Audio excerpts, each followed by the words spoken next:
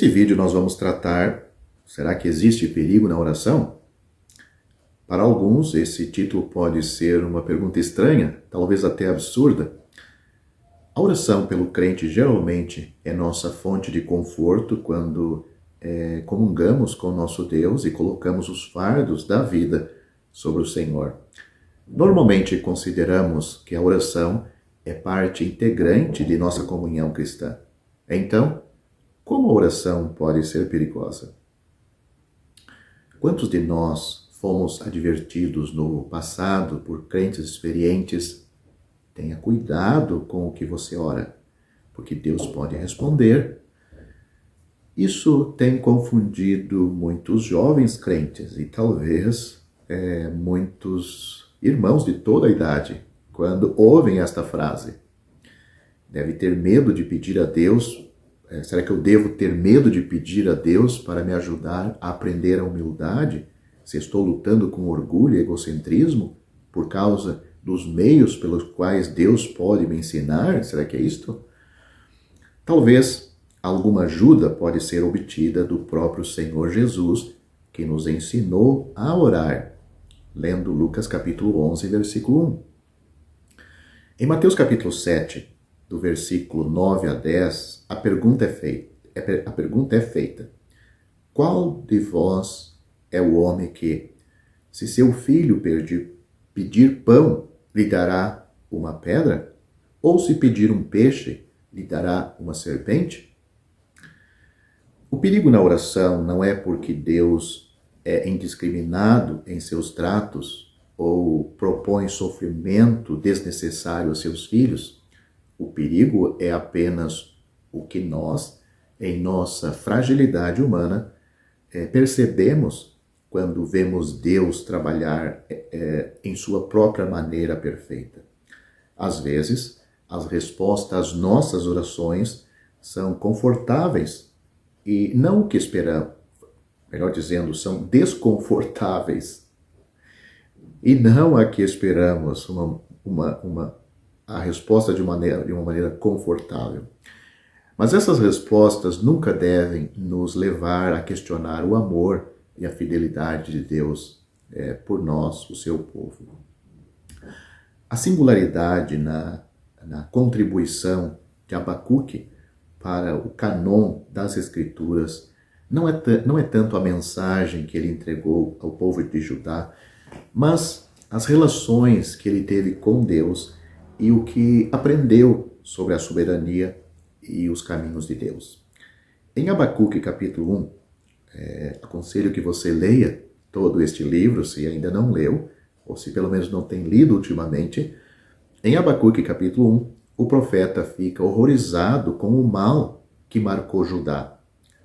Ao ver a violência, note o versículo 2 do capítulo 1, a iniquidade, versículo 3, a falta de justiça, versículo 4, e o triunfo dos inimigos sobre os justos, ainda no versículo 4, ele é movido a pedir ao Senhor que intervenha no julgamento justo com Judá.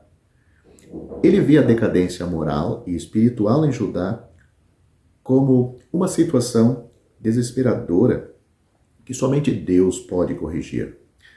Mas a resposta que o Senhor deu provavelmente o deixou incrédulo.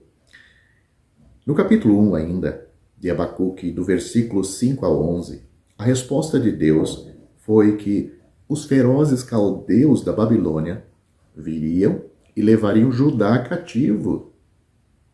Zombariam de seus reis e infligiriam terríveis atrocidades ao povo com seus impressionantes cavaleiros e seus temíveis exércitos. Abacuque é ainda informado de que os caldeus atribuiriam a conquista de Judá ao poder de seus falsos deuses. Por que Deus responderia a Abacuque desta maneira, especialmente quando o profeta tinha um desejo ardente de ver seu povo restaurado a Jeová? Não seria este o motivo louvável por trás da sua oração para Deus lidar com Judá? Abacuque ainda luta com a questão de que Se o Deus Santo é eterno e tem olhos mais puros e não pode ver o mal, por que ele enviaria caldeus que eram percebidos ainda naturalmente, podia se perceber que eles eram mais perversos do que Judá? Eles eram um povo ímpio? Eles não tinham os benefícios que Deus deu à nação de Israel? Poderia tal Deus permitir que essa traição ocorresse? Leia Abacuque capítulo 1, os versículos 12 e 13. Aprendemos um princípio admirável e poderoso observando o profeta. Em vez de se permitir murchar em um espírito desgostoso e amargo por esta atitude da parte de Deus com seu povo, nós o vemos subindo a silenciosa torre de vigia na muralha da cidade para esperar e ouvir o Senhor revelar sua mente ainda mais. É como se o profeta percebesse que sua própria perspectiva pessoal sobre a situação em Judá não se alinhava com a de seu Deus onisciente. No capítulo 2 de Abacuque, a perspectiva do profeta é realinhada quando Deus promete que o remanescente de Judá, que são os justos que vivem pela fé, será exaltado e os caldeus e todas as forças do mal serão despedaçados e destruídos. Abacuque é lembrado de esperar que o plano final de Deus seja revelado, porque o tempo da justa vindicação de Deus virá e não tardará. Abacuque capítulo 2, versículo 3.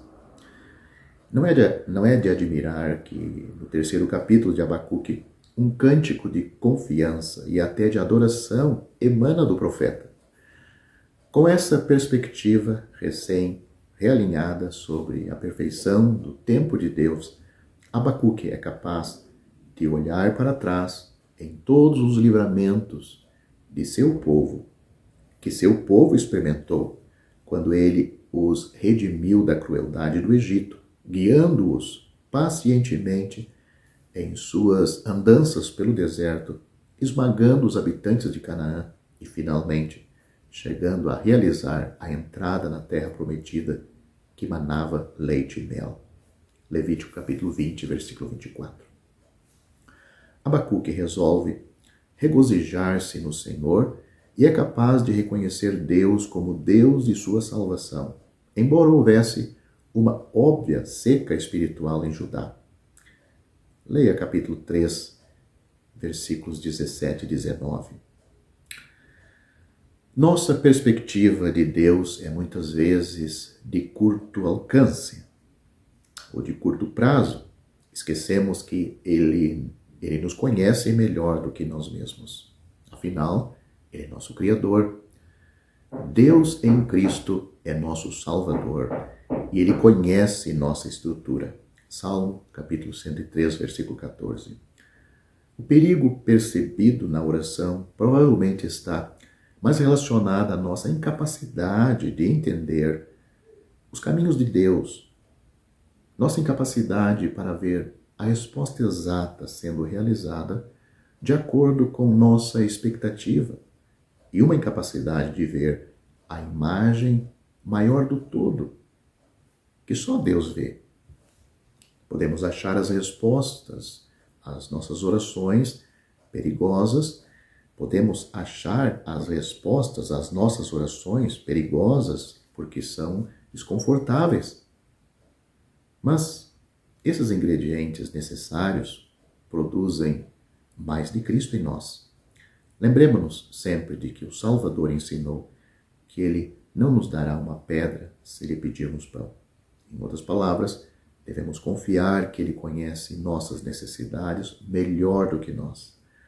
Mas também devemos confiar nele, que respostas desconfortáveis à oração não terão o propósito de nos aleijar desnecessariamente sem razão. Respostas desconfortáveis não devem nos fazer desenvolver uma falta de fé em sua bondade e cuidado com seu povo. Que todos nós possamos chegar ao entendimento confiante e orante, um orador, de que aquele que em vós e em nós começou a boa obra, a aperfeiçoará até o dia de Jesus Cristo. É isto que Paulo fala aos Filipenses, no capítulo 1, versículo 6.